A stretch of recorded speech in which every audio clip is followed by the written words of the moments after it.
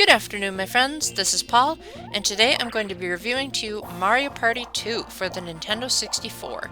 If you haven't watched my review of the original Mario Party, I suggest you do that, because this is sort of a continuation of that review, talking about how much better of a sequel Mario Party 2 is, just as Mario Party 2 is itself a continuation of Mario Party 1. Mario Party 1 was one of the worst Mario Party games I've ever played. Granted, I haven't played the later ones, so I can't speak to the awfulness of the car, but I can say that after a very annoying and potentially controller-damaging first entry, the second game, released only 2 years later, is now one of my favorite Mario Parties. Granted, I still prefer Mario Party Superstars, but then again, that game wouldn't even exist if it didn't borrow so heavily from this entry. So there's a lot of quality of life improvements in Mario Party 2. I could probably make the whole review just talking about everything that's better, and you guys would still be happy. Although I'm still gonna try to make this more objective and tell you what you're getting, so we'll see how this goes along.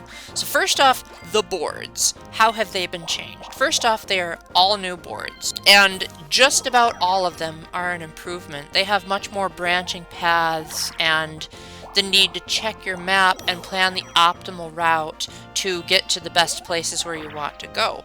So it definitely has more of an adventure type of feel to it. Except for Mysteryland, I don't really like the randomness of it. It reminds me too much of Wario's Battle Canyon, which I didn't particularly like in Mario Party 1.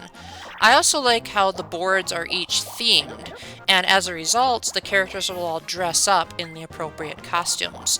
There's also an ending cutscene at the end of each board where the superstar gets to take on Bowser, and these cutscenes are often, they're not totally in-depth, but they're often pretty hilarious about how Bowser is exploited every time he thinks he's got the heroes cornered. Not only that, but in the Japanese version, your character actually shot a real gun at Bowser, so in the original American version, you have a corkscrew gun in Western Land. That stinks. But apart from that, I really like this inclusion.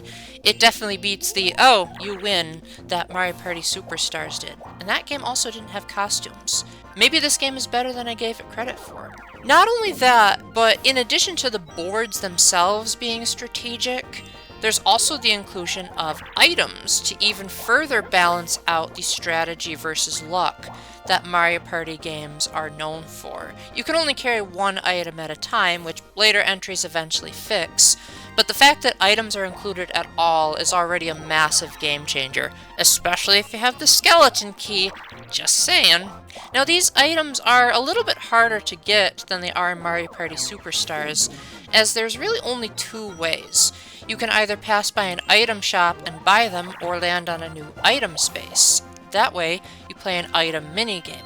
These item minigames are honestly kind of annoying because you can't skip the computer players' turns, and they're also specific to each board. So if you've got a particularly long board game going on, then you'll see the same item minigame repeated every time someone lands on a space. But at least it's showing that minigames based on the board are a concept that the Mario Party franchise was willing to explore. So it's a neat idea, just it could have been better in execution.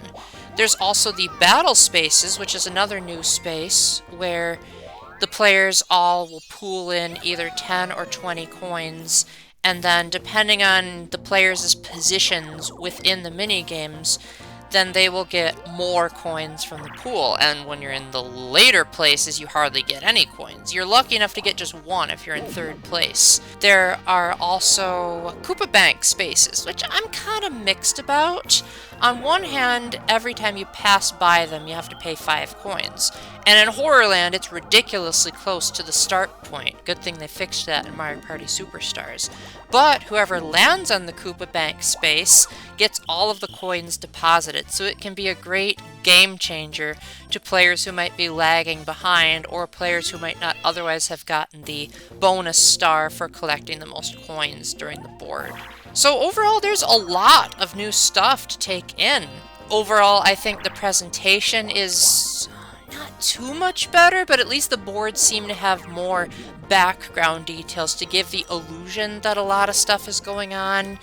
Granted, most of these elements are just static background images, but they're still better than what came in Mario Party 1. And I also really like the fact that this game attempts to tell a mini story. Even if it's not that great, it's a heck of a lot better than what Superstars did. But a board game is only as good as its mini-games, and thankfully, Mario Party 2 delivers spectacularly. Not only are there returning mini-games from Mario Party 1 that have been tweaked and altered so that either the graphics are different or they've done a whole bunch of tweaks to make them play better, but there's also tons of brand new mini-games, and pretty much all of these are amazing. They actually require quite a lot of skill. I feel like this is probably the most skill-oriented Mario Party to date, as you really do have to master these. Even when the computer opponents are on the easiest difficulty, you will still get clobbered if you are not properly skilled. There's a couple of exceptions. Obviously, every Mario Party game has their stinkers.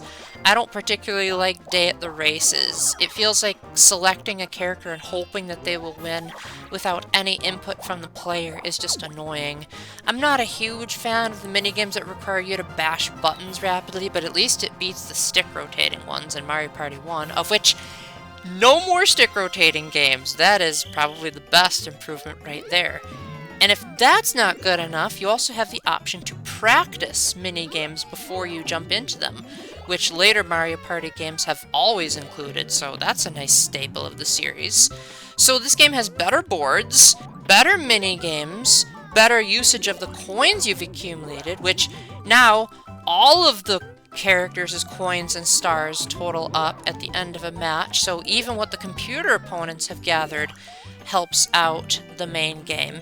And instead of buying items with the coins, you can now purchase mini-games from Minigame Park. I didn't test this a whole lot because I was kind of burnt out by the unfair minigames such as Day at the Races, and so I didn't want to have to put up with a minigame decathlon, but I did try out all of the boards, and with the exception of Mysteryland, I think all of them are top-tier experiences. I also really liked the final board, Bowserland. I thought it did some interesting twists on the familiar formula, and it felt like a true daunting challenge. I also really like the fact that it's all a play, and that's like the main story. And so it gives a little bit of a humorous touch that technically Mario and Bowser aren't actually enemies, they're just actors in a stage play, which is nice. It's a nice little precursor to Paper Mario, and I also really like it when Mario and Bowser sort of put aside their old ways and decide to be friends. It's a neat little touch. So I highly recommend Mario Party 2. On either Nintendo 64 or Switch, you are probably going to have a blast. The only slight downside to playing it on Switch, and it may not sound like it's very slight when I say it, but trust me, it is, as I was still able to get the Superstar on every board, and that's that some of the sound effects and music will occasionally have warbling effects that I'm pretty sure were not there on the Nintendo 64. Either that or I need my ears checked. And sometimes there's input delay. Thankfully that didn't happen too much, but it happened enough where it was a game changer on some occasions, such as when I was capturing this footage and Shy Guy says, I clearly pressed the button that I needed to, and my character just did not raise his flag. Now, obviously there's no way for me to prove it, but you will see at one point I just don't do anything, and that's because the button just didn't register. Maybe it was my Pro Controller, but the other minigames worked just fine. I also found that during Platform Peril, even though I was pressing the control stick forward just as much as I did on the Joy-Cons, it felt like my character was running faster, so maybe it is my Pro Controller. Or this game just wasn't optimized for non-Joy-Con play. Either way, you're about to have a fantastic time no matter what system you get it on. I think I'd slightly prefer the Nintendo 64 version, just because it has the sound effects and music intact, and it probably also doesn't have input delay because, you know, it's connected by a cord instead of wirelessly like the Joy-Cons are. But still, you're in for a fantastic time with only minor gripes and nitpicks. So with that, thank you very much for watching. Let me know down in the comments if you need anything clarified or what you think about this. I would like to give a thank you to my patrons Matthew Rakowski, Spoon Ghost, and Splatcat for supporting me on Patreon. The link will be in the description if you wish to support me as well. And in the meantime, remember to keep the faith, stay epic, and God bless. Bye!